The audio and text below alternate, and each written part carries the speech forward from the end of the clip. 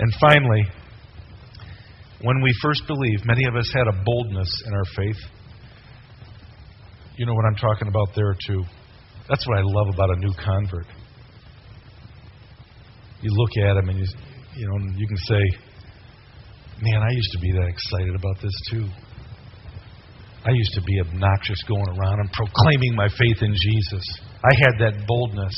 But then over time, for whatever reason, it just kind of goes away.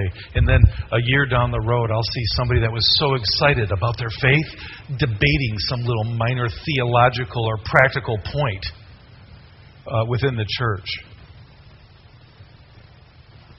And it makes me wonder, what happened to the boldness? What happened to that excitement, that enthusiasm? Life and doubts and even church wear us down. That's what happens. And we watch our boldness in our approach to God and others diminish, don't we? That's what happens. We just kind of get worn down. It gets old. Through the truths that we are talking about here, that we are reminded of in these first 3 chapters of Ephesians, we have plenty of reason to recover that boldness.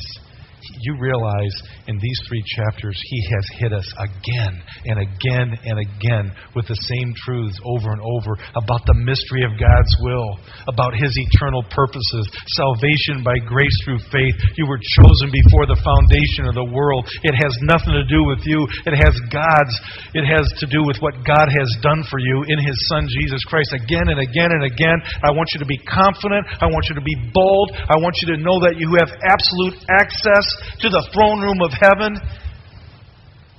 And don't be led astray by any of these folks, well-meaning or not, who would come in and say, well, if you're really a Christian, then you need to start doing this. And don't even let Satan play that trick in your mind. If I was really a Christian, I feel like I'd be doing this. No?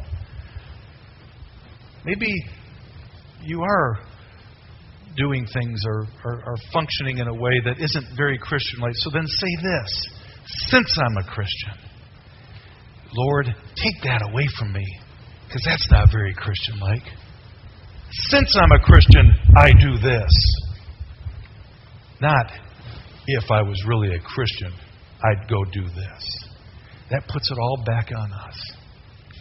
And it undoes what the apostle has been trying to do in these 3 chapters. And then, as we transition from these 3 chapters of what we are to believe, the rock of our doctrine that cannot be shaken, to how then shall we live, in chapters 4, 5, and 6, I want to close with this.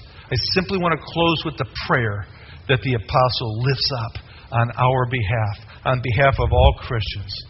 And he says this: all the things that he's talked about now for the first 3 chapters, he says here in verse 14 of chapter 3 and following, for this reason. That's his opening for the whole 3 chapters.